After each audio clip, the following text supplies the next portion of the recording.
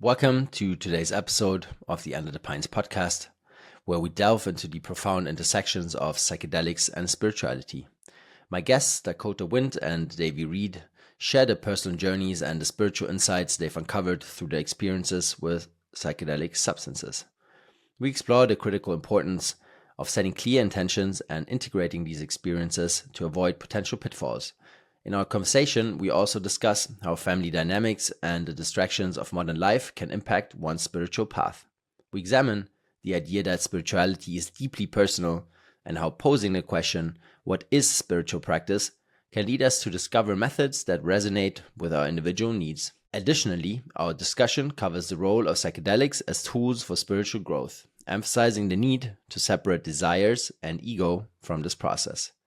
We touch on the concept of Maya and contrasting spiritual environments of India and Western countries, reflecting on how these differences can influence one's inner peace. The conversation shifts to the powerful topic of healing generational trauma and the dedication required for sustained spiritual practice. We underscore the importance of inner strength and readiness to face forthcoming spiritual challenges. Join us as we navigate these intricate topics, shedding light on self-love in relationships and the broader implications of spiritual awakening. I sincerely hope you get value out of this episode, and if you do, please be so kind and share it with a friend. Thank you, and I'll see you on the next one. Okay. We're live, guys. Welcome to the show. The Max Show. The Max Show. Dude. It's nice meeting you, brother. Well, you know, I don't think it gets more spontaneous than this, which I love, Mhm. and so It's the best. we'll just see, you know, where it takes us today, and you know, we're basically on 3 different parts of the world, which is also super cool. Yeah. And What time is it for you right now? it's 6 p.m. 6 p.m. Okay. For Yeah. me, it's 11 p.m. And for you, Davey? 12 p.m. Yeah. Okay. So We're all over. we're still awake, kind of. Oh, Amazing. yeah, dude. It's my morning. it's my morning, my Saturday morning, dude. That's nuts. Yeah. So where do we? Yeah, I mean, you know, I didn't have a whole lot like time to research you guys personally, but you know, I've listened to some stuff that you both talk about, and you know, obviously listened to Jared's stuff a lot, and Oh, nice. I You don't just know. texted me just now. Oh, so Yeah. you listen to drugs, dude? Is that what you're telling me? No, I'm just kidding. Psychedelics? Yeah, well, that's actually a good point to make here. That this is all for educational purposes only, of course, right? Absolutely. But yeah, how do you guys know each other? Is that the connector or? Oh, no. We went to high school together. We grew up together. Ooh, Yeah. Yeah. Friends All the way. before all the way. before psychedelics. Yeah, that's Yeah. And we both found psychedelics not even really together. It's like something we found separately. Okay. And then just there was like moments where we would kind of talk to each other about it because there was no one else that was really exploring with it. But in the beginning, it wasn't really something like we were like, oh yeah, you know, it wasn't like a No. relationship that we formed together with the mushroom or something. It just happened no. like simultaneously. Our lives both just kind of led us there, which is It- pretty it- weird. There's no one else really from our area that is like, you know, taking that serious as far as our friend. I mean, I guess our friend group's a little weird. Dude, I think we're the only people who were like taking psychedelics and being like, hey, we're getting a different experience than what we're hearing from Yeah. other people. Other people were having fun So and true. partying. I'm like, and then Dakota was the first person who was like, hey, dude, like I'm seeing the same thing you're seeing. Like, this is not like we're doing it in the woods, you know, like, and these other people are doing it at parties. And it was just I couldn't even fathom how they did it. Yeah. Well, it's an interesting one because, like, for me, it was probably the same, you know, like recreational stuff, you know, early 20s. And, you know, everybody that went kind of, you know, in that sphere, they were doing it too much, right? So I was always very, very cautious with it. And for some reason, I always had the respect, especially from the plant medicine side, right? And I lived in Colombia in my early 20s and I had the opportunity to go do ayahuasca, but I just didn't feel the call, right? So I didn't go. And I think it's a good choice in the end. I mean, that's definitely something that we could also talk about, you know, because I think, I mean, you obviously see what's going on, right? Like around you, and it's just becoming this thing, you know, right? Like people just want to go and then they keep on going and they never stop, right? Like there's no integration sometimes, right? Yeah. Yeah, that's interesting. So what do you think? You said you started taking psychedelics when you were in your 20s. How old Yeah, are you I now? mean, I'm 35 almost. Yeah. So out of all that time exploring the psychedelics, because I'm kind of at the same thing. I took psychedelics out throughout my 20s. I just turned Same. 32. I just turned 32 just in June, a couple months Yeah. ago. And now I'm coming to this realization too of like, what is integration? I think like I may have thought I was integrating, but was doing a kind of sloppy job in retrospect now that I'm really understanding what integration is and really like processing my experiences throughout my 20s with working with all these psychedelics and having these experiences. But like for you, what is the conclusion to the psychedelic? Whew, Do you it's think there is a hefty. conclusion? Well, I think first of all, for everyone it's different, right? And how they approach it is different. Like I didn't really do it, all throughout my 20s, right? Like I went to Yeah. different substances because I just felt, okay, this is not, just to do it for fun. I don't think that's the right thing to do, right? Because I had some stuff happen, like just recreational stuff when we're drinking a lot, and I was like, okay, this is not the best mix, right? And I think I was Yeah. like 20, 21 or so, and then I didn't really touch it for a couple years, and I had some truffles, and also in the wrong setting, and I'm okay, this is, yeah, I love it, dude. yeah. Truffles are And so then, popular over there. yeah, I know. Isn't that funny? and it wasn't even, it was just the wrong setting, Like and I'm such a like, European thing. I know, dude. yeah, I was like in this party setting, right? Like everybody else was on different stuff, and then I'm just like completely lost, like in the corner. And Yeah. anyways, but going through it. yeah, having and now the experience. yeah, and alcohol was a big thing for me. I stopped drinking now since a while, and Congrats. now I'm like slowly getting into these, yeah, thank you, into these phases where I'm exploring, right? Like I'm doing combo soon, right, for the first time, and it's like, yeah, let's see where it takes me, right? Like it's a completely different kind of setup, right? And then I mean, sure, I did a LSD last year in March, but it was as a ceremony, and that was the first time when I felt, okay, the power of ceremony is Yeah. Do you think these different, things right? are spiritual tools? These medicines or drugs? Well, I think so, yeah. Like ultimately, do you think that's the best way to use them would be for spiritual exploration or for some kind of clarity? I mean, yeah, I don't think if you have no idea what you're taking there, then Yeah. it won't be that, right? Like it will Right, just right, be right, it right. will just be that slap in the face, and like, oh Right. shit, there's something else going on, right? Especially for people that I don't know, live the Yeah. normal life, right? But like Yeah. if you know what's going on, if you've talked to people, then that's something like bigger, right? That there's more meaning the behind that. intention with it. Well, the reason I ask what the conclusion is because for me, after all my 20s, even still into my 30s, exploring with all the psychedelics I can get my hands on in all the traditional settings, any kind of way I can, non-traditional settings. And I've gone through the whole array of all types of different beliefs and ups and downs and different ideas of what the psychedelic experience is. And I feel like the most profound things I get from it is that it's like trying to, what it seems like from my personal experience and what I think other people also experience is that it's pointing towards something spiritual. Like trying to point to 100%. say like, pay attention because there's something spiritual happening in your being. Your being is like made of this spiritual substance. And like the psychedelic will show you this. And it's like, it's so hard to explain because it's not a concept. There's no word that you can just say what this realization it is gives you. But it's like you look around and you see like, oh my God, like there's a big mystery that I'm in right now. And like you're always in that it. confrontation with that mystery is a spiritual feeling. So for me, when I reflect on my psychedelic uses over the years, it's always been pointing me towards something spiritual. I feel like I've had religious experiences. That's the only way I can integrate these things I've had on the mushroom or different psychedelics. Like that is when I hear about religious experiences, the only way I can process mine is to filter it through that because that's what it is.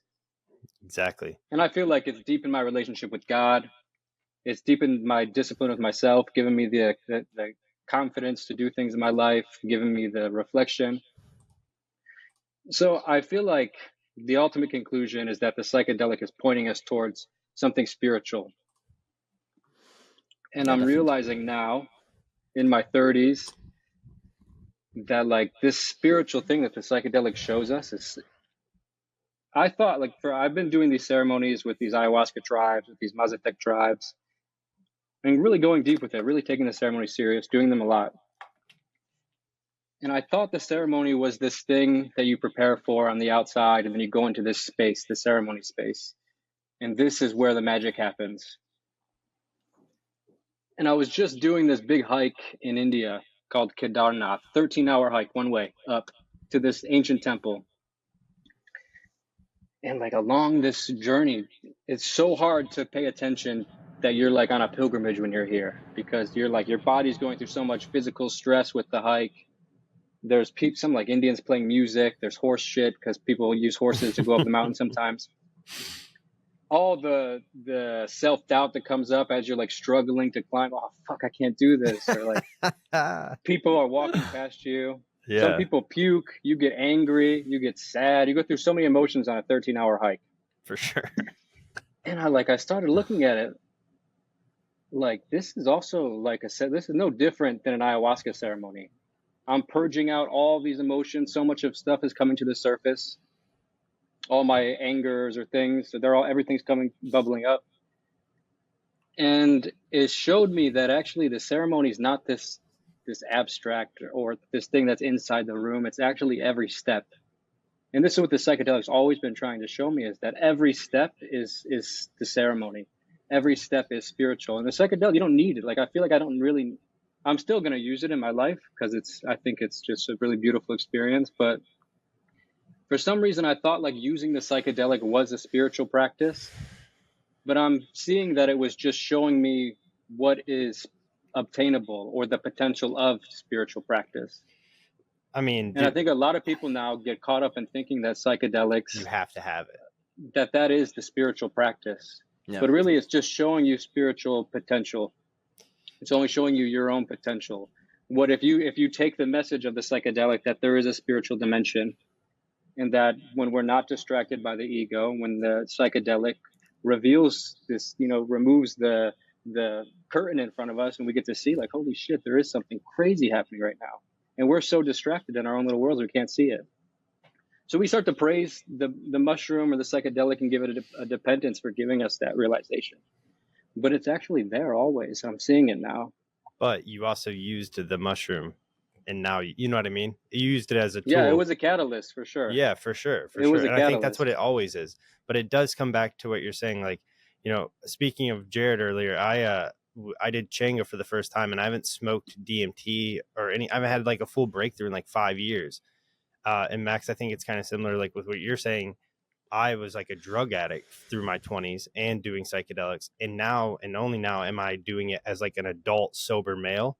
And dude, Dakota, same exact thing. Like once I came through the Changa and I like handled it so much better now that I'm like sober and more like grounded in my life. It was like, I need you to do this every day. It's not the Changa. It's not this moment. Moment is always like, you're always experiencing the ceremony is life. Nothing's more psychedelic than life. What we're doing right now, a psychedelic trip couldn't hold a torch to. Like we're three beings that are very similar. Yeah. Now we're talking over a screen. Nothing's crazier than real life. Yeah, but all that psychedelics do is like, hey, look again. Up. Yeah, like look over here. Yeah, it's a slow, a really slow come up. And I think what you just said, I think is really important. It's like the same with me, because if you don't get all that crap out of the way, right, like you won't even know what do you even experience? What can you get out of this, right? Like for me, I went into like the last one. It was last year in March, right? So 1.5 years ago almost. And like now I feel like I can do the next one. It took it took like 1.5 years almost, like to move to the next level, right? And like it was nothing like, it was a profound experience, but like it was more like I already knew what I wanted to focus on, which the base level for me is family. And in the ceremony, it just clicked. I just saw these these wheels come together, right? And that was basically the main thing out of it, with the ego death and stuff as well. But like this is the main reading out of it, right? So it's true, basically what can you get out of it, and then what is life, right? Like is it a ceremony? And I think you're totally right. I think that's what it Yeah. is, right? Like we shouldn't, we shouldn't strive to be in that different parallel instead of, being and living, right, our now. I want to Right. sum up my current journey right now where I'm at. I used to say back in my atheist kind of rebellious teenage years, I would say if people believed in Jesus, if they really believed in Christ, if our nation, my family, all these people were Christians, it wouldn't be the way it is. If you really believed in God, you wouldn't act like that, the way you act, the way our Yeah, culture acts, the way truly, we act but as they all claim it. if you truly believed it, this is what fear of God actually means. It's not to be afraid of God or to be scared of God, but it's like if you truly believed it, you know how you're supposed to behave, and you behave Ooh, and you're like, accordingly. oh, yeah, that is So scary. I used to hold Christians to this flame because it's true. If you really believe in God, what are you doing? If you believe in the dogma that you believe, is it an intellectual thing just in your brain, or is it something you really believe? So I'm now kind of holding myself to that fire because I believe the mushroom. I believe the teachings that it showed me were really real. And it's like, if I believe I them, like that.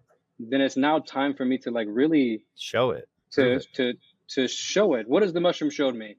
It showed me that there's a mystery. I think it showed me that there is a God, and that the way to connect with this mystery and to connect with God is through spiritual practice. What is spiritual practice? Spiritual practice is a commitment. It's a commitment to God. It's a commitment like the Christians to Jesus. It's saying, okay, I acknowledge you that you gave me this life. You put me in this mystery. This thing is happening, and somehow it's for me. That the whole universe conspired, and here I am in this moment. And when you really feel that truly, it's just like a deep love. And when you see that somewhere deep inside of you, despite all the things that are changing and your emotions from moment to moment, your body, your health, our families are changing. Despite all that, there's something in us that is eternal and with us through all those changes. And I'm starting to see like this is what the mushroom has been trying to show me. 100%. And I see so what really put me on seeing this differently was we gave DMT to a sadhu in India. And I was expecting it to blow his mind. I watched so many people smoke 5-MeO DMT and they collapse and turn into dead bodies. You grab their arm and they just falls. We gave it to Bhavani Baba, this Agori, my spiritual teacher. Nothing. From India, and he just sat there. He closed his eyes, sat very silently in a typical meditation pose. We were on the Varanasi Ghats. There's bodies burning across the river. It's like a crazy fever dream. But that's his backyard. My friend Jose is playing this drum. My friend Jose is Mexican, and he's singing these indigenous songs with the drum. It's a very bizarre clash of worlds. I'm expecting him to come back and say like, wow, you guys have a lot of power in this practice, in this medicine. Like this is really strong because like it's direct and it gets you there. And I've been visiting him for a few years and have a deep relationship with him and been talking it up. Oh man, you have to try this. It's going to blow your mind. It's a direct doorway to God. He's like, okay, I'll try it. And he smokes it. He sits there. 5 minutes. We're all like on the edge of our seats waiting for him to come back and say something. And he just kind of clears his throat and he opens his eyes and looks at me and just says, "Are you happy now?" And I was like, oh, he's so gangster. Okay. Well, tell me about it. Tell me what was your experience? And he said, this shows you some 5-minute light. And in this light, you get to see what is spiritual power. But then you come back and that light is gone. That spiritual power is gone. Where is it? Show me where that is in this moment. And then he leaned in and looked at me and he said, my light is always. So big one. I'm beginning to like see what is spiritual practice. Spiritual practice is a commitment to recognizing the mystery. Because I think when you really are sincere in this pursuit to recognizing the mystery or God, whatever word you want to use, for some reason, the mystery is the word that just comes to me naturally, because it's like when you look at it as a mystery and you see it everywhere, It's just I mean, like it a is what it naturally is. curious and spiritual feeling. I think everyone can relate to that. God has a lot of crazy, associations with it. But I think, I don't know, when we chase this mystery, the teaching of the psychedelic might not be as vibrant and direct in your face as it is, but the same conclusion can be seen in a more subtle way. And I see it now. I can see it now. And I'm like, this mystery, when I take it serious and I'm really being sincere in my practice and trying to be conscious and seeing it, when I see other people, it doesn't even matter how they are. It's like I look at them in their eyes and I'm like, wow, dude, the whole fucking craziness of the universe, if the Big Bang happened or whatever happened, if time, millions of years, whatever, even if it's Yeah, 1 what second, is this? I'm sitting here looking at this, another person in the eye that's lost in this experience with me. And here we are somehow sharing this moment. How, why, I don't even care what you're saying. I can't do anything but love you, even if you're hating me right now. And this is what spiritual practice is. This is what the mushroom is showing me. It's revealed the mystery to me, that there is a mystery that I should pay attention to, because it's way more true than anything else I'm paying attention to. It's way more real than any job I'm focusing on, any relationship that I'm focusing on that's just having me distracted by these swaying emotions. I was reaching out to Bhavani Baba, the guy that smoked the DMT. I talk to him all the time. Anytime I have we just talk friends, actually. Hey, how's everything going? He's always doing the same thing. He doesn't leave the temple. He stays in the same place every day for years and years now that I've known him. And I told him I was going through some stuff, like I don't know, I was sad over a girl. And I reached out to him, like, hey, Baba, I'm feeling so sad. I'm about to go to India to see him. And I'm just like, man, I feel so sad over this girl. Like, I'm just like, feel a little bit lost. I feel anxious, insecure. And he didn't respond. He's like, shut up, dude. He read it. I seen that he read it, but he didn't respond. And then we were together again, and we probably spent 10 days traveling. And then we're in a group full of people, and he says to everybody, Dakota sad. he did. That's what he did in front of the whole group. No he said he sent me a voicemail being sad over a girl. Oh my God, and he for laughed. real? He laughed at me in front of everybody. Much. And he told me, he said, these feelings are coming up because you are weak spiritually. Damn, dude, chill. Bhavani, he said, chill. You're flowing in the temporary. Focus on the eternal, and that thing won't have as much weight. Dude, one time we asked this dude, we were like, so what about Satan? What about the devil? And he was like, what? Like, he couldn't even comprehend. He's like, what are you talking about?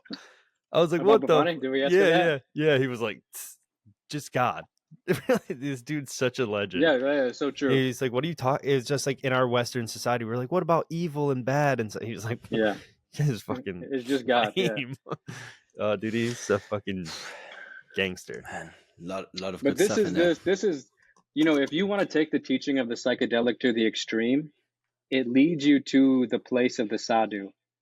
A sadhu is the person that's the complete renunciate. They're done playing the game. No money, no identity, no bank account, no family. They just sit there. They eat the same thing every day. And they just meditate. That was my big worry. They're not trying to be anything. The first time I took a lot of mushrooms, I was like, oh, I'm going to sell all my stuff. It teases this you ain't with good, the idea. Dude. Yeah. I'm like, I'm about to go be homeless. It dangles the idea in front of your face and says, like, look, no, this is the potential. I don't want that. Yeah. It's a battle. But it comes down to how serious do we want to take the teaching that the mushroom is giving us? Yeah. Do we want to really walk the walk? Are we really going to be, take the shamanic realization as a truth, or is it just fun for us? Are we just playing entertainment with something weird? Or do we take it serious? And do we actually go back to Max's point to integrate into our life? And I feel like now that I'm turning 32, and I've gone through these experiences of like giving Bhavani Baba this stuff, I'm finally understanding what it means to even integrate. Yeah, with me, it was definitely just the focus, right? Like focus on what's important to you, and the rest will fall into place. And it's so true, right? That is exactly what happened. Because like I was very much in the external in my 20s, like all the time, right? Like external. Now, just by focusing on me and my family, everything just vanished. right? I'm not interested in anything external anymore. I love that. And and that's kind of, if it would have been a mushroom talking, similar, right? Like it's just a focus gives you that clarity if you receive it in the right way, And I think it also, for me, everything lately, I've really been exploring this idea of what is spiritual practice? What does this mean? Because, I thought for my whole 20s, my whole philosophical inquiries throughout my teenage years, it's always been, what is God? What is this thing? If God exists, what is it? Yeah. And I always thought exploring this big question was kind of the way to lead to an answer.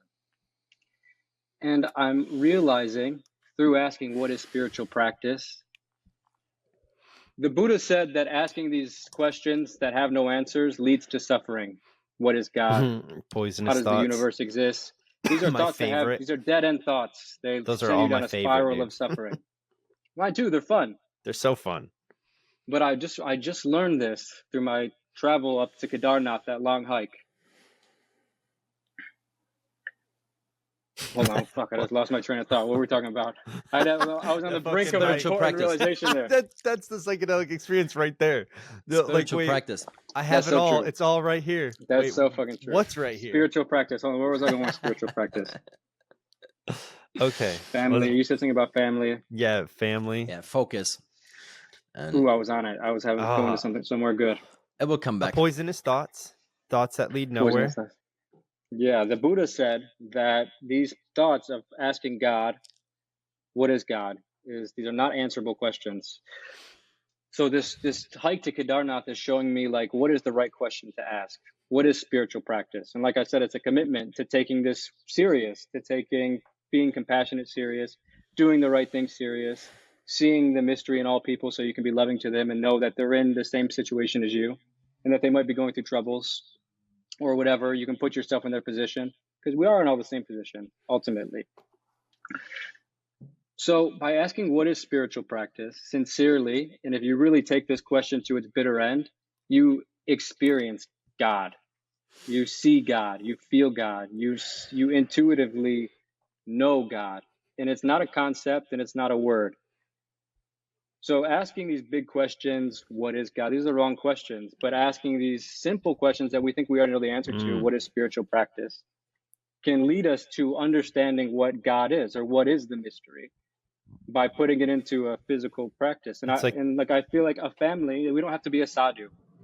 We can have a family, and I think we can treat the family actually the right way the right way to have a family, I think, is to also have this relationship, to have this commitment to yourself and to something bigger than yourself. Absolutely. And through that gives you the values, that gives you the discipline. If you do take it serious, that your kids will know something deeper about life, that they're not so persuaded by the poison they're trying to distract us with, that is so distracting. Like as soon as we hang up, I'm going to go to doom scrolling on Instagram. They're capturing our attention in every way. Now you got to meditate after, dude. If we're going to take our spiritual practice serious, it really is about, acknowledging that they are trying to capture our attention. They really are trying to poison us and get us into contracts with pharmaceutical companies or contracts with brands or contracts with porn, contracts with political ideologies. There's a war for our attention right now, and it's serious. They don't want us talking about the things we're talking about, but thinking that there is something deeper, because when we see this deeper truth, we regain the power. If I know I'm a part of some big mystery I can't be persuaded by this bullshit or this human political game you're trying to hypnotize me with, because I see something different. I see something bigger than that. And I'm tuned out. I don't even have the TV on. Now I'm not even you know what I mean? So now you're really taking yourself out of it. Like I'm seeing what is spiritual practice. This question alone can be such a mantra. And I think by asking this question, we can actually learn how to be good fathers, good men, good people in life. Just by asking this question, because spirituality is something that's unique to everybody. So it's like asking this question is going to lead you to your personal method that works. And my favorite spiritual teacher said this about Osho said family is the biggest trap. I have a family. I'm just kidding. But I always think that anytime my girl makes me mad, I say, dude, Osho said family is the biggest trap. I look her right in the face and say, well, if you don't know how to navigate, it can be, right? Like Right. It's a if you don't spiritual know practice. if It you don't, is. that was what I was getting to, because it is difficult, right? It's not easy, especially when when you haven't planned it, for example, or when let's say the partner is the right partner, but like that's not my case. But like, for example, just what you said, if I focus on myself, try to love myself as much as I can, ultimately, that translates into the relationship I have with my wife Yeah, and then with exactly. my kids, right? And The then whole world. ultimately what happens, like the more I try to understand, let's say what I would have wanted differently in my childhood, for example, right? Then why can I not, think about this for my child, for example? Because like I hated school. Why would I Oh, put dude, Yeah, my you and me same. child? both, brother. Why would I put my son Yeah, into school? So Right. dude, everything I that's it. did these last couple of years is, moving away from that and preparing everything so that I can homeschool him. If that meant So good. to leave the country, then that's what I did, right? I Wow, moved that's everything, amazing, dude. So I'm not going to stay trapped in this game where I think I'm not able to homeschool my child, for example, and that's Yeah, spiritual practice for me, because I gave up a lot in order for that to make to work out, and ultimately everybody's happier, but the whole family unit is happier. I can Hell yeah, focus on dude. myself more, right? Like my spiritual practice, whatever that's yeah. going to be in the future, will be much better because I have a good relationship with my child, and my child is not distracted and he's not learning the wrong stuff. He's not being programmed in the wrong way, which already would have happened in kindergarten, right? Like I pulled him out of kindergarten after 2 months Damn. because I just saw the change in him. Like they're putting the soul slowly, going It to goes back to pee, the same question. man, Spiritual practice means and what? that's what it is. It Just means action too. It means It does. action. constant It change. means taking action, Yeah. constant change, being okay with constant change, being aware enough to see the opportunities to make the right decisions. Dude, this was Terrence McKenna's one of his big arguments, that like his people would be like, "Do you meditate?" And he was like, I sit down and close my eyes quite often and I enjoy it. But like his spiritual practice was like doing work, that like that's Yeah. what he like fully believed in. He's like Mm. rounding up the chemist, rounding up the people, everybody. He was trying to like for real start a movement. Man, I would have loved to see Terrence McKenna sincerely pursue yoga. Like Oh, dude, really, he'd been really so take it to good. the depths. He'd been so good. So skinny and little, dude. He would have been twisting them. He persuaded me though for a long time. I really was with him when he would say things like when he would say ideas similar to like to have a mushroom experience, you have to have the mushroom.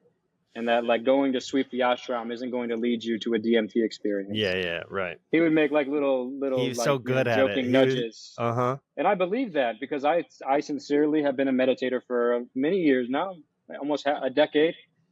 I've taken it yoga very serious. Every day I do yoga. Not the asana stretching type of yoga, but like different types of yoga and like it's more broader general context. Meditating.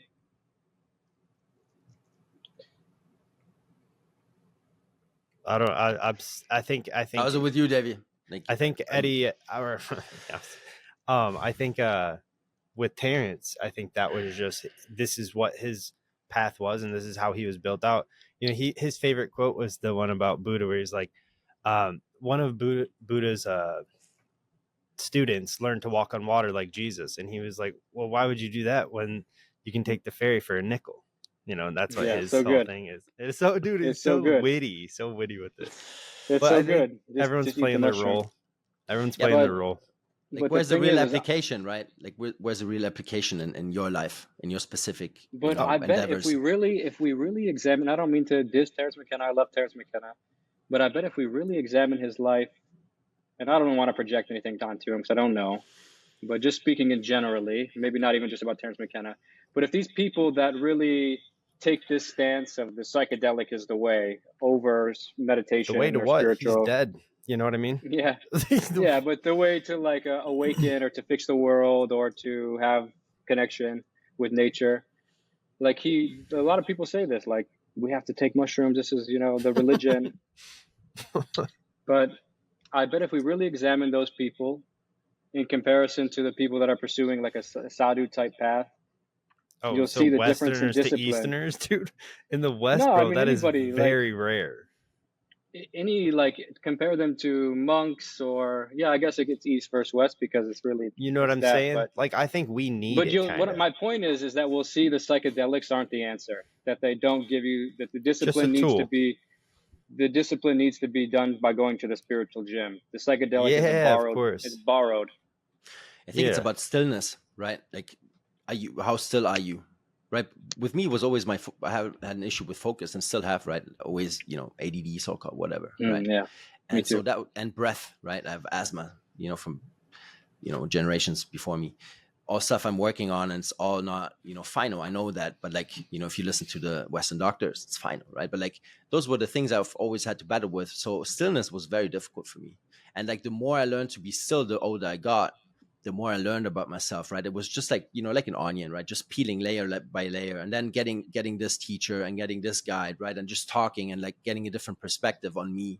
And that was my spiritual practice for like, especially these last 3 years, just layer by layer. And then there was one psychedelic experience in there that really just helped me, like with the alcohol. It was like this last little thing, right? But like all the other stuff I did had nothing to do with it. It was just like a spiritual practice, just trying to, go deeper in me and deeper in my mind and try to understand how I operate, right? Because like always in the external, you see yourself in a different light, right? Like you have no idea who the fuck you are, right? Like it's the complete other end of the spectrum. Yeah, 100%. Yeah. No, I think you're right though, Dakota. I think it is getting to, like, in my life, I think, we talk to a lot of like dudes in their 20s, but like since Max is in your 30s, it's easy to understand. Like, we went through our 20s. I'm probably slightly abusing psychedelics, I would say, like just blasting off every weekend, just having like, just going way too deep over and over and over. And then now it's getting to where it's like, I took a 45-minute swim in the ocean, and like towards the end, dolphins popped up, and it was the most like psychedelic, beautiful thing ever, like I felt rejuvenated for weeks. Now I will say this though, when I hadn't blasted off in years, and then I did the Chango with Jarrett, and I had a full on an experience, and then I smoked it again and blasted off. Like I fell into him, had a full on experience, and I popped out. It was like, well, even though it's happening, like that God is right up in my face. I was like, this, like, I have to like learn to like handle this throughout my day. And I handled it well, seeing it face to face. But now, like I said, I haven't blasted off in forever. I took edibles like 2 weeks ago. This is a month after this happened. And all the grass had eyes again. I was like, oh, like it's still, you know what I mean? Like it is easily pulling me back. So I'm very much in the mode where it's like, okay, now I need to just like chill out, really take this in. It's just being an adult about it, I think, if you're going to do it, when it really comes down to it. And we did the dumb kid shit. And I think psychedelics can be used really well if someone is there to like guide you and help you integrate. But I don't think you absolutely And it's need fun. it. Like I feel like I'm on the extreme end of the spectrum where I take it very serious and I believe like the revelations of the psychedelic are real. And I take the spiritual teachings so real. I get from it. It is real. It feels so real. It But feels like the realest thing ever. A lot of people that don't know that it's real will hear this and just be like, "What?" You sound like a church person. You sound like someone talking about church. Or a crackhead trying to justify or a getting high. A homeless person, maybe you might be if you follow the mushroom too long. But I'm like taking it serious to the point where I'm like examining like my life around these visions and flashes. Yeah, totally. And you too, Max. It sounds like you've gotten nothing but benefits, and now that you're doing correctly. Are you planning on doing a bunch of big ceremonies now? Is that like your goal? No, not at all. Not at all. I'm like way too cautious with doing anything a lot anymore. Like the only thing I do a lot these days is like smoke cigars and like drink mate. Yeah. Like a man, like dude. That's like the only thing because I can't wait to get in that era of my life. Cigar smoking, bro, it's over. Once I get slippers and a cigar, just fucking get out of my way. Yeah, it's literally like I've done so much, way too much in my 20s and even in my early 30s still, like 31, and some over it, like I don't want to like do too much of anything and be dependent on anything to operate, and to be there for my child when I wake up in the morning, or to be hungover. I think we're losing Max sometimes. It doesn't. it doesn't interest me anymore. So if I have that calling, like it happened now with the frog, and I will go for it, and I have a specific intention there. I want to work on my lungs and on my focus, and that's it. Yeah. I know this is super fucking random. I ate a frog when I was a little kid, and it's like one of my very first memories. And then as I got older, I accidentally killed a frog, and I'm like, dude, now That happens. Now I'm gonna have to smoke the frog to pull it all back around. Yeah. Yeah, I don't know. Yeah, combo is it's good because at least I don't know the actual science behind it, but they say it is very healing for the body. But I find that going through an ordeal, it gives you some kind of strength, for one, having to burn yourself, and then rub poison into it. And then the process of being infected with the poison, where you swell up, you puke, your eyes kind of gets really tight so you can hardly see. And you have to breathe your way through it. It's not psychedelic. It's not beautiful. You're not having visions. You're having to just breathe through this crazy experience and just hope you make it out on the other side. And then through going through that, you get some kind of strengths from it for sure. Yeah, I'm sure. But there is supposed to be good benefits for it too, like health. Yeah, for sure. It's a peptide, right? In the end, and it really cleans out your. Yeah, I've done it a couple times. Yeah, I've seen it. You can smoke it too, though, can't you? I've seen a. No, I don't think you can. Smoke I watched it, Vice Guide. A 5-MeO. No, it's not 5-MeO. Different. Oh, I'm talking about 5-MeO. My bad. Yeah, you're talking about Bufo. It's Bufo. Different. Yeah, I wanted to rescue two of them. Yeah, it's different. Yeah, I mean, let's see. That there's also Iboga and all that kind of stuff. And Iboga's my final boss, dude. That's the last one. Yeah, I'm so fine at the moment. Like literally these things that I've been carrying since my childhood. Like that breath and focus it's just stuff that I can work on, right? Like everything else is working. So it's not like I have like this pressure to do anything. If it's coming, let's go, right? Like if not, it's also fine.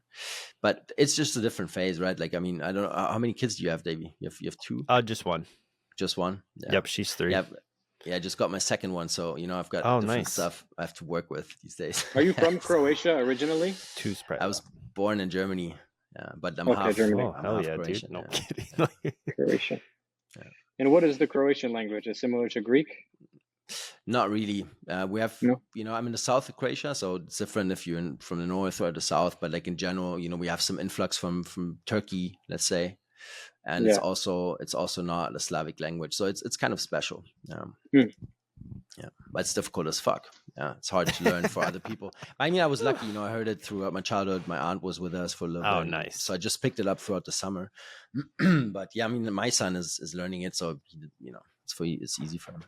Oh, dude, I'd be so dumb trying another language. Oh, I can't even imagine. Yeah, it's good. So what kind of stuff do you typically talk about on your podcast? It's literally everything. I have all kinds of different people on that interests me. And what I really love about your content, Dakota, is like you travel, and I think that's part of your spiritual practice is to go to these places and talk to these people and share this stuff. It's really fun for me. Not everybody can share this kind of stuff, right? I just like you want to go to Papua now, right? And I saw today that you've also been there. Like these places, if you want to portray them in the right light, it's not it's not for everyone. And like wouldn't even know they exist if my boy didn't go. Dude. Wouldn't even know they exist. Well, I'm here in Thailand, and I was just in Philippines, and I was telling everyone, I'm going to Papua. Like, you don't know about Papua? Like, no, bro, only do you know where it's at on a map? Fuck but no. Papua is just next to Philippines, and even Filipinos don't know about Papua. I'm like, it's like all the way next to. Yeah. Well, Filipinos don't know about it. But that's why I want to go, is because I feel like this is the most interesting kind of place left on the planet to go see, and what's going on here. Are they using any crazy psychedelics? Are they doing anything wild over here? Bro, imagine they are for sure. An uncontacted tribe like that we've had no contact with, and they're just deep on some mushrooms. You know what I mean? Yeah. Definitely possible, right? It's possible for sure. Man, ever since I have 2 friends who are like fucking constantly traveling. So now my YouTube algorithm is only YouTube travelers. And like now I have been seeing people go to some fucked up places. You being people, Dakota. So what's going on with that documentary that you want to do, Dakota? Talk about it if you want. Which one? I have a The couple in my mind. the 5-MEO, the Bufo, I think it was, right? Bufo documentary. Yeah, it's Yeah. it's something I had a big vision for it. Originally, the idea was that we introduce different shamanic cultures. The frog, the Bufo frog, which we were going to have it sort of as being the new age shamanic medicine, because it really has no indigenous ties to it. And we were going to give it to different spiritual leaders from around the world and see how they react. Do the same thing with mushrooms and have a Mazatec shaman guide it. Do the same thing with the ayahuasca and the shipibos. And introduce, like, have a Hindu sadhu come, have this person come, a scientist come, and have a whole catalog of psychedelic experiences and their reactions within this type of person. And it was just that's a huge project to undergo, to do that. And I was ambitious, but it was too big that I just couldn't even get started on it. Besides, we did what we did already. And that India alone is somewhat of a document. That is a documentary Right. alone. So instead of it being one big thing, each part is a whole another documentary. If you know what I mean? Yeah. Well, so now like I'm episodes. I have been talking to my crew that I was doing that with, and saying, like, I'm revisiting the idea, and I think actually it should just be only the Bufo. Yeah. It should be specifically about that. I think, like, there's interest in that Hone medicine. it in. Yeah. Yeah. And then that gives us the focus. Yep. In sort of it was too broad and too big. Yeah. It was too broad and too big. So now we're kind of going back to the drawing board. We're in that phase now of kind of trying to reconnect and seeing how we can take this. Dude. And yeah. So that's like the process Max, we're in now. Dakota showed me this, like when he first got back, like unedited anything, and I literally I went home and told my girl, I was like, I wish I had it now to show you. Like, it was like the cool, like, you know what I mean? Pretty Not crazy. saying because it's my friend, like literally one of the most fucking interesting things I've ever watched. Like, it's nuts, dude. It's insane. I really want to continue, like, collecting that. I view that as data, especially in Hindus is really where my main focus, and monks, like Buddhists and Hindus. Giving these guys psychedelics and just documenting what happens to them is, like, so fascinating to me. They all don't handle it as well either, you know? No, not all of them. So it shows who's you know what I mean? It's like dude, because that documentary, when I did the Changa, the second time when I blasted off, I had it in my head. I was like, fucking sit up through this. And Jarrett was even like, dude, I can't believe you're sitting up. I was like, hell yeah, dude. Like, my ego was still like, yeah, that's right. I'm sitting up, dude. I was like, I gotta lay down. I try to too. Like, when I take ayahuasca and I lay down, I'm like, oh man. I was like, I'm fucking full ego still connected in there, dude. I was like, I'm sitting up just because of the sadhu. It made me feel It made me feel good though. You know what I mean? I sat up through it. Good. He was like, I can't believe you're walking around. I was like, dude, let's go outside. He's like, oh my God. Bro, I mean, India, I've been in India, to India, like almost, I think it's more, it's like 12 years ago now. Damn. Nice. And I was only to understand. Dude. Yeah, I was only 12 there. Years ago. What the fuck? Yeah, I was only that. I mean, I traveled a lot up until I was 25, and then I stopped, right? And I've been there only for 3.5 weeks, I think, and just came from Sri Lanka. I had a massive food poisoning, kind of just barely made it over, and I didn't really catch up anymore. And then I landed like in the Southwest, where there's all these yoga retreats, right? And you get there and you smell all these different scents, and like everything is way too much, and you already still feel sick. Right? Max, you're hilarious, dude. And I just wanted to get the fuck out of there, but like, if I would have been in a different place down there, definitely could have met some cool, and I mean, it's like a touristy place, but like maybe get into meditation back then, because I only just got into meditation like 2 years ago, like fully focused on it. Right? Dakota said, India's not for beginners. No, especially not the north. And I did the easy tour, started in the south all the way and went up to Mumbai, and some digressions there, but yeah, easy route. No, I mean, India.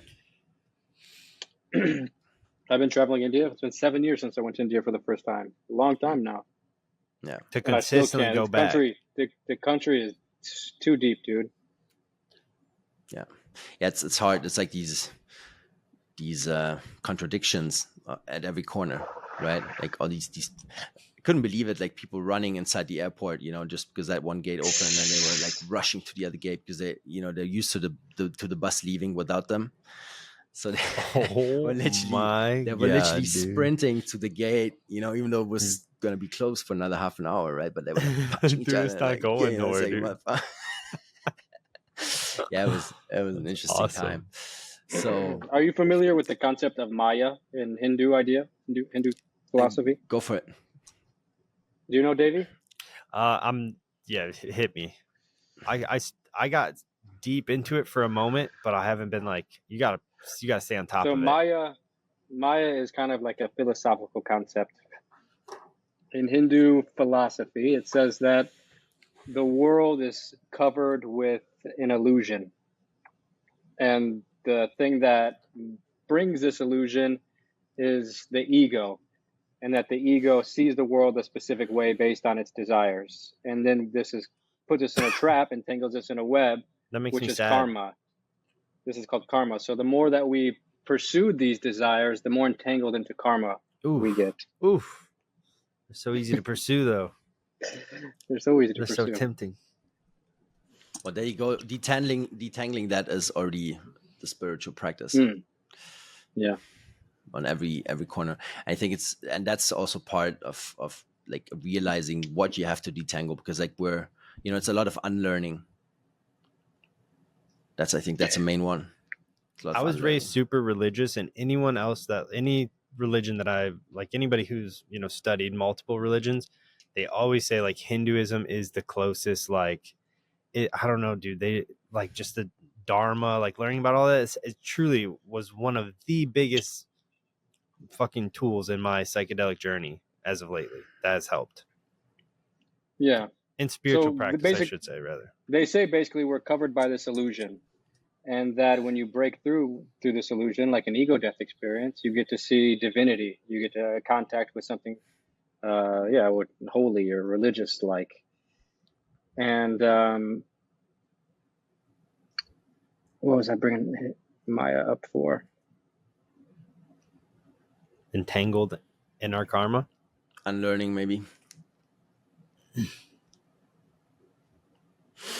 Mm-hmm. Well, now we know about Maya, dude, regardless. Maya means we're fucking wrapped up. Hit that joint once, dude. Yeah, hit that joint once, bro. Fucking... This is why Max is into this shit no more. I'm just joking. That's what you get, bro. We're professionals. Hey. Yeah, yes.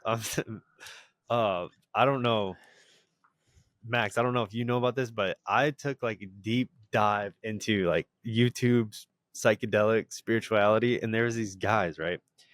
And oh my God, I'm not gonna remember what it's called, but Dakota, you'll know because you had them on your podcast, I think. And I didn't know this, dude.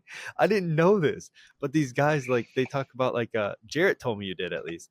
But these guys are like, so say, like, if you see a demon, you're like, no, back in the day, a long time ago. So say, like, you're having a psychedelic experience, right? And you see, like, a demon, and then you can be like, and it's called, like, it's called something. Oh, fuck, what is it? But then there's like and that's dangerous because that could kill one of the demons. And when you kill a demon, you're still taking a life, dude. You know? Oh my God, I have to. Oh, it's not LARPing. LARPing is like what fucking role playing people do. I'm getting there, dude. Jarrett said you had these dudes on your podcast. I'm sorry for fucking going. It doesn't sound familiar. Okay, hold on. I'm sorry. You guys continue. I'm fine with this. What's that relationship with weed with you, Dakota? Like, is it always part of your life? Of course you would ask me this question. No, I mean, I wouldn't have, but now I do. It's just very synchronistic to what I've been contemplating. I took a big break from weed. I began traveling this year in February, and I took all of July off as a break because I was traveling nonstop. So I took a month off in Manila just to relax and edit a little bit. And no weed throughout that whole time. I smoked a couple times randomly when it popped up. For the most part, no weed. Maybe less than 10 times within that from February until July. And now I am in Philippines, or sorry, now I'm in Thailand, and the weed is everywhere here. Legal, And right? it's like, it's legal and it's very great quality and it's on every corner. And yeah, for me, I'm addicted to weed. I've come to the conclusion. People say weed is not addictive. You see stoners argue for this, but I'm like, I might have even argued for it at some point. But it's like, it totally is addictive because if I'm around it, I want to smoke it. Like, it's hard for me not to. It takes a lot of willpower. Well, I mean, But it is something I'm looking. I don't know. Like, I want to quit, but at the same time, I want to have a better relationship with it. I don't want to smoke it all the time. I want to smoke. I want to look at it as like the same way I treat ayahuasca or mushrooms, once a month, maximum for something a nice special event. You go on a hike or something.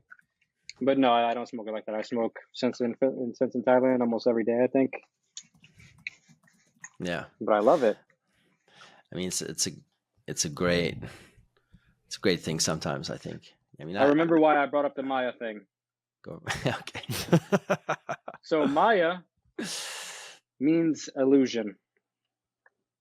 And it's a very deep concept, actually, that we're like blinded by our desires. And through this aimless misfocus of looking at the wrong place, a hallucination, evokes and distracts us from the thing behind it. Like a projector. We're looking at the projection, missing the projector because of our desires, because of our lack of discipline. And I remember I was with Bhavani Baba to start to keep talking about him. But I told him, I was like, dude, India is such a crazy country. Like, I don't know how you guys live here. This is insane. Like, it's just everywhere you look, it's something crazy. And he told me India is not crazy if you have the right eyes to see what it actually is.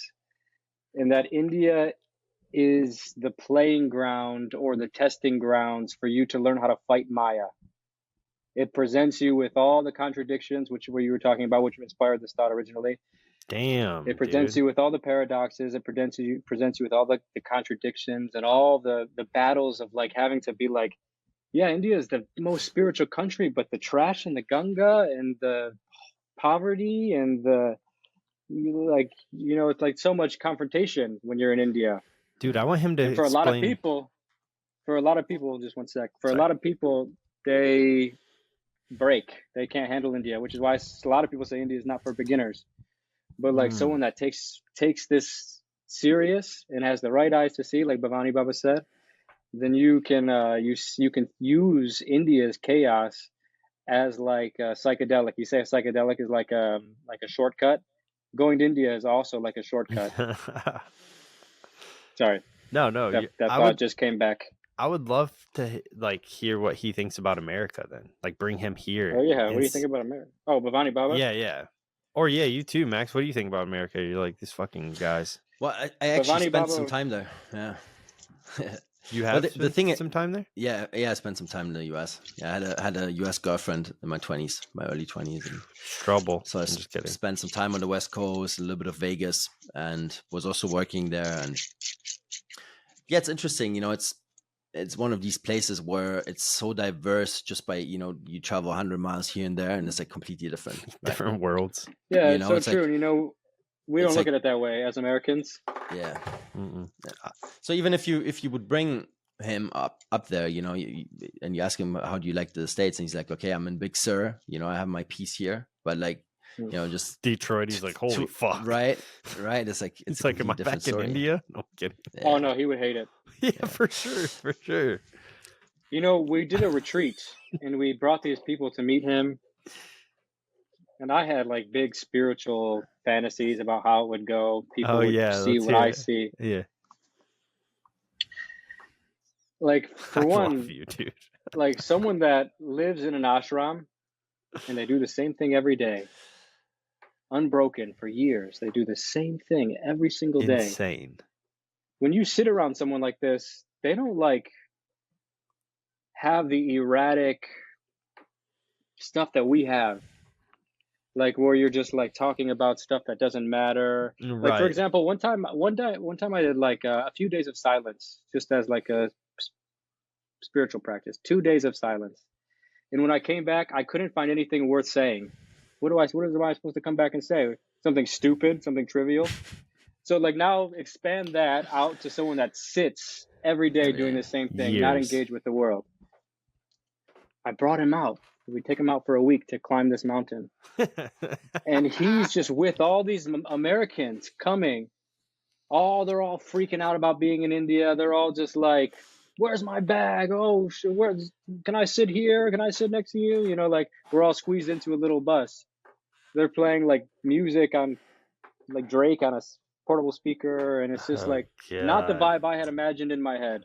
You know, I had this big spiritual idea. Wait, were they really playing Drake? Yeah, like playing crazy. Was it not Drake? Music that you would specifically Drake though? I can't remember what song it was, but I wouldn't be surprised if it was Drake. That type of music, like mainstream pop music.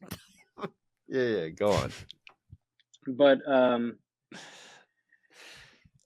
we were just sitting there, and there was just a moment where we were trying to get everyone into the van and get going on our destination, and I just saw him looking at everybody, and he leans into me and he goes, you guys, you think like renouncing the material world and just being a simple sadhu is hard?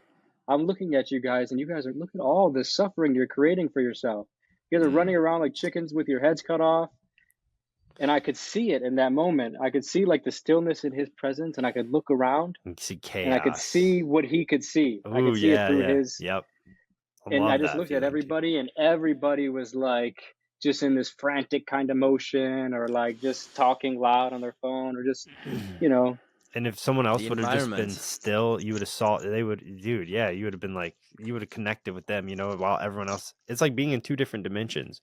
When I get it though, like the environment is so important, like where you put yourself. And, you know, I lived in big cities, like I lived in London, like Bogota, you know, all these massive cities, and I liked it at the time.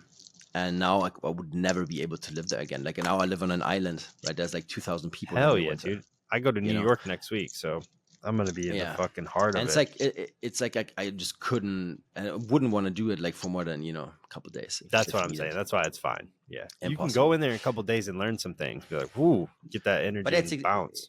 It's just that, you know, like it's gonna infect your peace, right? If you want it or not. For sure. We gotta take Bhavani Baba to New York to like. There's a reason these guys don't go to those places. For There's a sure. They're in the jungles, in the caves. You know, Bhavani told me once. It'd be a cool picture, though. Because I always try to get him to, let's go to New York. Like, I want to see him in these positions. Let's go to New York. Let's come to America. Yeah. Let me take you to Mexico. Always trying to convince him to this stuff. But during the last meeting, he said, like, you just want like the power from the sadhu. Like you want to take the power of the sadhu. Like chill. Like, all I want is to just sit. Yeah. I don't want to play this game. Yeah, he's like, when you like, parade me around. What does this give me? The only thing this does is take my energy. Ooh. I have nothing to prove about anything. You know, it's not entertainment for me. Right. And he told me this, and he's like, I'll never do one of these retreats with you again. He's like, I love you, I respect you, and I did this to support you, but I'll never come with another group with you again. Damn. He's like, you come see me for you, and that's fine. Yeah. Just imagine like a person like this, a human like this, going into one of these cities and having like 5 or 6 5G towers, like in a proximity of like 50 meters. Like you will break anyone with this shit. But it doesn't matter in how much how well versed they are, like how far down the line they are. Like you will break any human with this, because like you don't allow peace. My son, for example, like when he was born, we were living right in the middle of the city, and he wouldn't sleep for lunch. Like he would just lay down for 10 minutes, and he would wake up and like had no peace whatsoever. Like these little babies, they can feel this shit like even more than we do. And like I'm 100% certain, like it's so difficult to calm down with these frequencies around you, right? Hell yeah.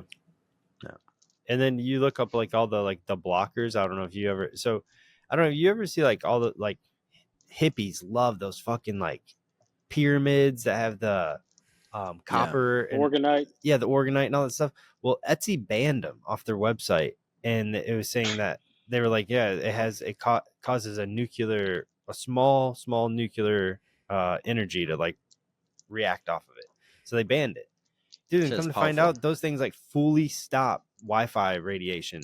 Like if you put it near like your modem, it almost like completely nullifies it. It's like, dude, I've got one at my house, but I never tried. Yeah. Also, I've never taken a reader and did it myself, but I've had a friend send me a video like showing that his was doing it, and I was like, maybe there's something I don't know, but like, Yeah, they're powerful. These things are powerful, definitely. They try to I got take a that low one from here, you. man. Oh, do you? Hell yeah. Yeah, I've got a low one. Some on neck. Yeah, I don't got nothing like that. I got a staff my dad made. That's I good got stuff. Dakota's book. Yeah. There you go. Boom. Well, what's that about? What's that about? Oh, it's like a poetry book, dude. Kind of Coolest, like a journal type of thing. Bro, this for all throughout my 20s. Sick. Nice. And you just picked like the interesting stuff out and put together. Yeah. Nice. Okay. What's like? Are you good time wise or? Yeah, I'm good. Yeah. Okay. How are you, Davey? I'm chilling. How long has it been? Does it say? An hour. I think we're pushing an hour right now. It's funny because it shows my icon as a guest, and it shows me hitting my weed pen for the picture. Like, why did it take that picture? What the fuck? Idea. That's crazy. That's good. Yeah. So what's the plan for Papua, Dakota? Like, are you just going there and? So I actually went to Papua New Guinea last time. Papua is a different place. It's connected, same land, but it's divided as in it's two different countries. Papua is actually Indonesia. You have to fly into Indonesia to get there. So now you're going to the more remote one, right, out in the sea? They're both very, very remote. I would say Papua New Guinea is even more remote. Yeah. But they are the same people, more or less. Like they look the same, very Aboriginal looking. Similar cultures throughout the whole land, even though one side is Indonesian and the other side is Papua and New Guineans.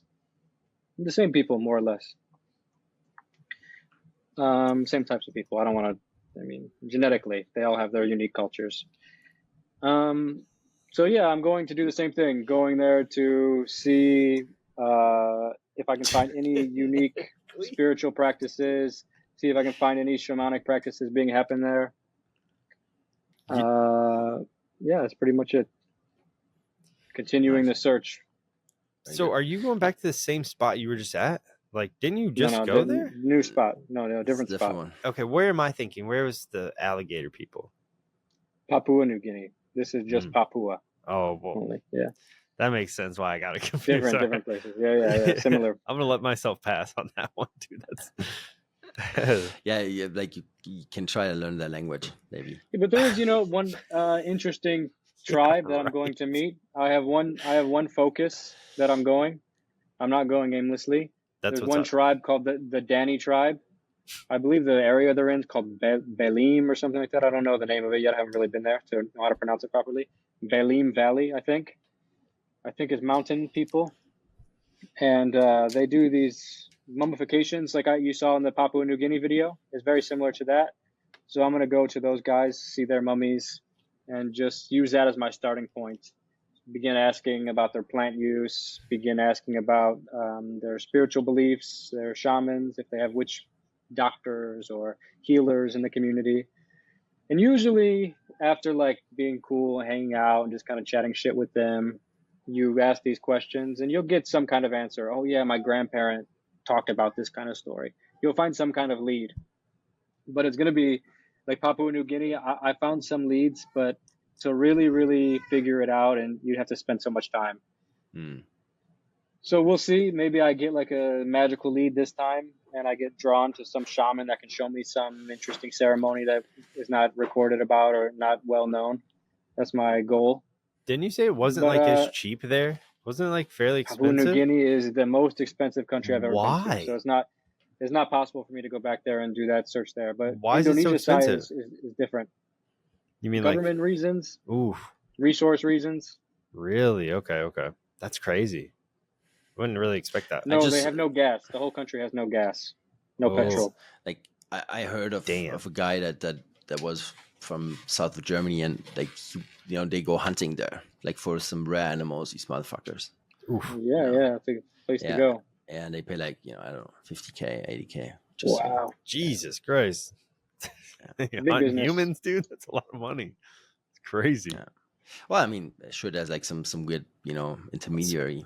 I mean, who the Freaks fuck knows, out there. But yeah, it's just mind-boggling sometimes. What people, find like interesting to do.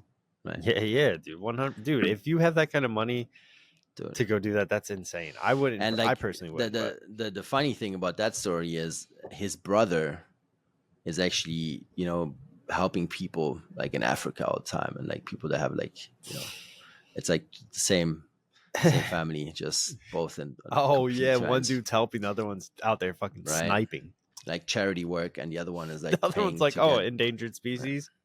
Can't wait to put it on my wall. See, there's some cool animals there. I saw a cool animal called a cassowary. Have you ever heard of it? Never. Either of you guys? Cassowary. It's like a psychedelic ostrich. Yeah, Google it. That quick. sounds Take a familiar. picture. Cassowary. It's like a dinosaur. Mm. Yeah, there's plenty of stuff there. I mean, that thing that he went for, I think, was like some very rare, thing with horns, whatever it was. Oh shit, dude! We went crocodile hunting when we were there. Did you kill one? The tribe. Did you watch one die? Did you kill it? Pete killed it. Okay. Put it on Pete, dude. You want to know the story? You little life taker. Yeah, sure. Bro. I'll tell you the story. Okay, fuck with the gator, dude. We're deep in Papua New Guinea. Along this river called the Sepik River. It's basically like the Amazon jungle, like this kind of snaky river, thick jungles, and there's little villages that you see speckled along the journey down the river. So we go 5 hours down to this place called Kamani Beat. This is where we were staying. It's a village of this tribe called the Yatmul tribe. The internet calls them the crocodile people because they do this ritual where they scar their back to resemble crocodile skin. They believe that this initiation is an initiation into manhood if you go through this ritual, and it gives you the power of the river, which is the spirit of the crocodile. It was cool. It was really cool. They put crocodile all in their arts. They have interesting myths of the crocodile. They told me cool things like when I was asking them about the shamanism and spiritual stuff. One interesting thing that I found multiple people telling me was that, the crocodiles can make it rain. And like sometimes if you're in Florida, like you were just in Florida, like if you're in Florida sometimes or a swampy area, it can be raining across the street and you can see it. 100%. And you're like directly in one isolated area. One isolated little area. 100%. Like, what the fuck? This happens in this area too, and they say that the crocodiles are calling that. And I was like, oh, that's interesting that multiple people have said that to me. Well, yeah, they're obsessed with crocodiles. They live out here. They're not dumb people, they're noticing patterns. Yeah, exactly. But anyways, true. We got like a group of men together from the tribe, and they took us to this one little swampy area. They gave us these swamp boots, and one of the guys is like, here, right here. And he points to the ground, and he's like, look, you can see where the crocodile slid into the swamp. There was like an indent of a belly on the mud. Yeah. Damn. And it goes into the swamp. So he's like, okay, we walk this way. And I'm like, oh shit, we're walking into the swamp? No.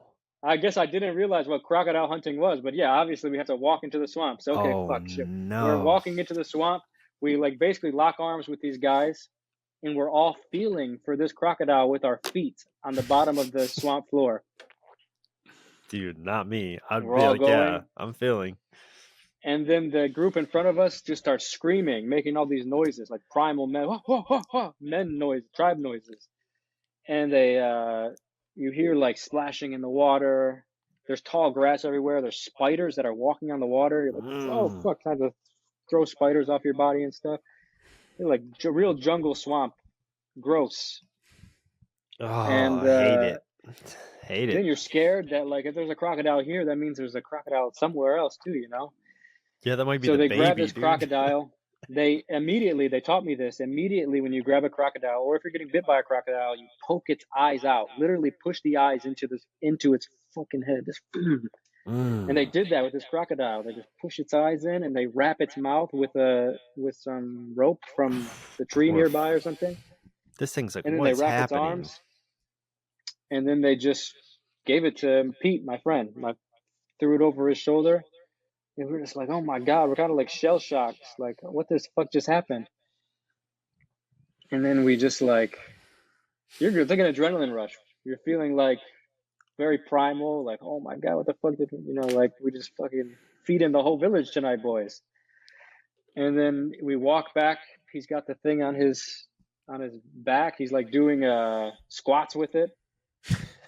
He's like making all the tribal guys laugh and stuff. Oh, Pete was? And then we throw it in our boat. Yeah. Pete was squatting it? Oh, what a legend. That's hilarious. So funny. They're like, what the fuck is this dude? We took it back to the village and then they set it there. You guys play like left cartoon it there for like an hour. Dude, you two. Holy fuck. For sure we did. That's awesome. We threw it in the boat, went back to the village, and the crocodile just sat there under this tree. And like everyone kind of ignored it for like an hour or something. And I was like, oh my God, I feel so bad for it. Poked its eyes out. Could have let it keep poked its eyes out. It's just blind and like, what the fuck? It still had eyes, but it definitely probably got blinded. And then they were going to kill it. And I was like, no, Pete has to kill it. For real? I threw like Pete under the bus directly. I was like, you have to do it. Yeah. It's like only right if you do it. What do we have to do? If you can squat with it, you have to kill it. He said, okay, but you're killing the pig because we were supposed to go hunting for pigs. Ooh. And then, I'd rather kill the fucking gator, dude. I think. I was like, fuck it, all right, you kill the gator because I don't want to kill it. I don't want to be the one to kill it.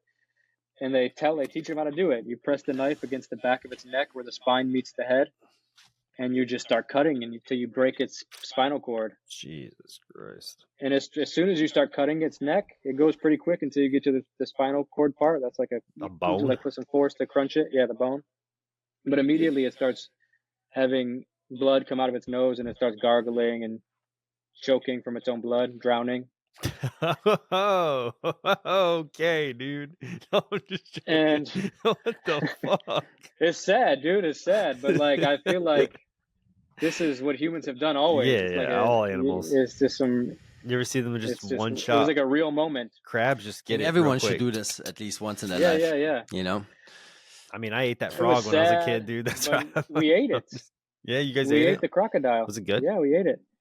No, it wasn't. I think everyone should kill an animal like this. Actually, good. I swear to God, it was good. It's important. I agree. Oh, and also the pig hunt got canceled, so I was like, oh hell yeah. Boo-hoo. You're like wiping my sweat. You're like, darn it. Oh, sorry, Pete. Yeah. I swear I would have done it. Yeah. Pete was for sure gonna end up killing the pig too. You're like, bro, you have to. He's like, damn it.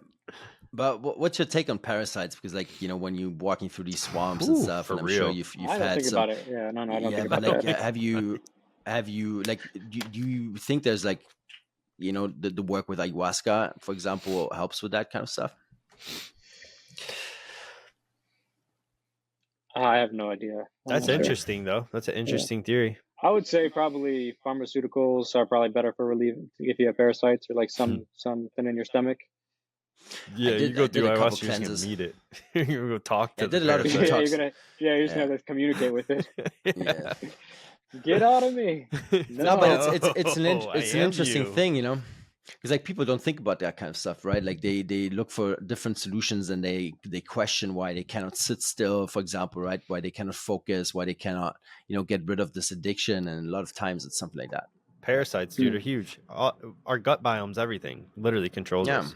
That's why I think purging's so big. That's why I'm asking, you know, because I'm sure like the people in the jungle, like they use, you know, stuff like regularly, or maybe they don't even. I wouldn't say ayahuasca, but I'm certain, especially the Shipibos have all kinds of plants they use specifically for parasite cleansing. Sure. Yeah. Cool. All right, Davey. What's up with you? Not much, dude. Like, just living the dream, dude. Yep. Waiting for Dakota to come home for Christmas. Wait. Is that the time you go home, Dakota? Yeah, I go home for Christmas. Yeah. Yeah.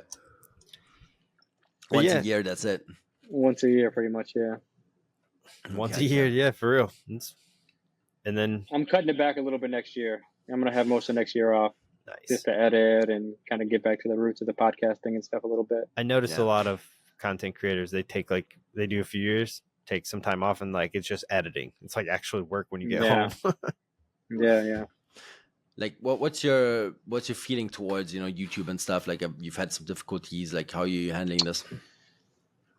Overall, I've had a very positive experience with YouTube and being like a creator or collaborator with YouTube. They've been like huge in connecting me with other cool people. They've been huge, and at some points financially, not really anymore, but in definitely different areas of my YouTube career, there have been moments. Yeah, it's given me a lot of opportunities. Overall, I'm happy with YouTube. I think like there's a lot of censorship that sucks because of the stuff I talk about is the kind of stuff that gets censored, like psychedelics, or if you talk about sort of different types of spiritualities, you have to be careful with the way you word it because it gets flagged automatically by the algorithm, especially psychedelic stuff. And I've kind of, in a lot of ways, built an identity around those experiences and sharing those experiences, especially on YouTube. So there's like a transitional period or kind of an adjustment that I'm in right now, trying to figure out what are the next steps or how do I talk about these things or package these things in a way that respects YouTube's current guidelines. I mean, ultimately, I don't like it. I think I would love free speech and to be able to post about whatever I want to post as long as it's within reason. I hope YouTube gets to that, but I'm like coming to the point. I'm just going to play the game. I think it's more worthwhile for me to play the game and protest or, do what I can in that way when I see the opportunity, but I don't really want to fight YouTube and it's not a winning lose battle. what they've given me. Yeah. It's not a winning battle, yeah. What's the middle way? Is it a conversation like the one that we had today? Is that like where would you put that? Is that is that inside the boundaries or is that already slightly over? Like how would you see it? Podcasts are good. Podcasts they kind of seem to get somewhat of a pass in a bit. Yeah, I think podcasts, long form conversation, simple conversation like this where we're not really showing anything. It's the clip, that moment hitting it right away. You know what I mean? Yeah, like if you clip this, then maybe at least if I clipped this and put this on my channel, like talking about mushrooms or the psychedelic awakening or any of that kind of stuff, it would get flagged immediately. Oh, I'll post it. I'd post. So it is in the end. It is like how much impact do you have, and can you, are you pushing something that they don't like, right? Yeah, and I see YouTube as a big tool. So like I'm happy to work with it and how I can work with it, and just patiently wait for an alternative to pop up. I hope an alternative pops up. I think it's time for that. I think I see like a big opening for it. It's just a matter of time. It is time for it right now, dude. Yes. Some billionaire fills it. To be like, where there's not gonna be like murders on here and stuff. It's not gonna be that Rumble crazy. Is cool. It's just not it though. There's something off but it's about not it. I feel it too. I feel like it's not it. Yeah. It's not. I don't think that would have already became it if it was. There's just something about it, like Rumble. Yeah, same. I feel the same. Yeah. It's the name. It's the name. The way that the website built up. Yeah, ugly, dude. YouTube is so clean and like YouTube. I don't know. It just sounds great. Yeah, I fucking love you. YouTube. It's years of. It's got to have a branding, universal name. Right? Yeah, that's big company behind Rumble sounds like Kick or some Fortnite type thing. Yeah. I don't know what that is. Rumble and Kick sound identical. Universal. Yeah. So, Davey, why is the Boga your end game? Well, I mean, I was just such an addict, like a full-on blown drug addict my whole life. And even when I first got into psychedelics, I was still like, I did heroin, I did everything, I really fucked around for a while. And then, one time I did LSD and I got off Suboxone. And since there, only plant medicine, got clean. That's 7 years ago. But I always knew Iboga has an 89% success rate with curing any addiction from like heroin, fucking drug, like any drug, even like gambling. People, they go do an Iboga one time and has an 89% chance. Like that's insane. Dopamine like 11 addiction. Yeah, dopamine addiction. Absolutely. Video games, whatever it is. And the way that like I have always saw like people do it that have the success rate. It's like a 36-hour trip, and it's called Dr. Iboga. And you're basically sitting there and you're just your higher self. It's so obviously you yelling at yourself because you can't bullshit yourself. So it's just like, do you fucking suck? You're a loser, running you through scenarios for like literally over a day. And a lot of people, you know, they come out of it and they barely feel like they've like survived. Like, whew, if it would have went on one more hour, I was dead, you know? So it pushes you to that limit. I understand. Yeah, so it's always just been the final boss to me. Hmm. And it seems like it acts like a delirium, so you're kind of just like TKO, just sitting there. It's not, you know, you're not walking around dealing with it like mushrooms. Like, oh God, fuck, am I really that bad? But what are you thinking, Dakota? I think like we can prepare for ayahuasca ceremonies, we can prepare for mushrooms, we can prepare for iboga, but can we commit to the final boss, which is like making a commitment of seeing the ceremony in every moment? Right. I think maybe I'm there already. I think I'm pretty much there. I feel like I'm there, and I might slip out of it a lot, but I am for the majority getting there. Yeah, maybe Iboga won't be that scary. You know what's the beautiful thing about having kids? Because ultimately, if you want to do a good job, like you have to learn to be that way. 100%. You know, because like your kid will drop shit, and you want to focus on something, and it will drop shit at the wrong time of the day, at the wrong time, at the tip. No, it doesn't matter. It happens many times a day, and every single time you have to come down to yourself. You have to breathe, right, and be in that space where you can, you know, not overreact. Yeah, you get to heal little you. That's a little you down there. That taught me so much, right? Like just these experiences, because you can, like, right away you get the feedback that your reaction was the wrong one, right? Oh, dude, you got to stop. Yeah, you got to catch yourself before. And if you love your child, then this is the ultimate teacher, and it will push you in the right direction. They're the shaman, for real. They're like, maybe you guys can relate, or maybe I just live in like a complete echo chamber, but I see a total like wave of this, I guess what the hippies or new agey social media coaches would call like generational trauma. Yeah. Or like this like traumas that we carry because of our parents kind of neglected us in certain ways, or, you know, who knows how far it goes back. Their parents neglected them. It's a deep topic.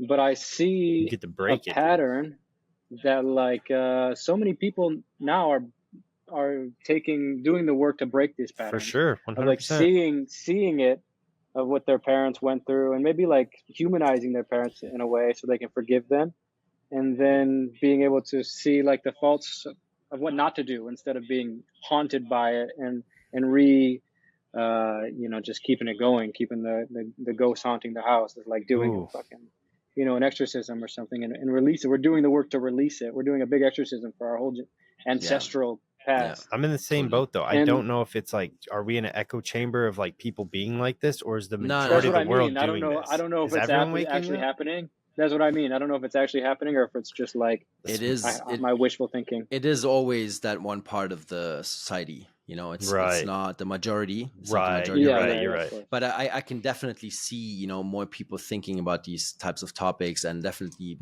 you know, if not our generation, right, who's gonna do it? You know? Oh, it's gotta be us. It is us, right? Like we are able to have the knowledge from an early age, right? Like we can access it, and like our parents couldn't, you know, like for them to have this knowledge, you know, at an age of 20 was, you know, chance. Yeah. Right. So we grew up with this and the opportunity to get this knowledge and information if we want to, right? And just by accident, sometimes you just get some info thrown in front of you and it gets you thinking, right? So it is our generation, and there's a lot of, you know, work being done. And I mean, just for my family, like I just, you know, did some family constellation work, you know, a couple months ago. And it's exactly what you said, Dakota.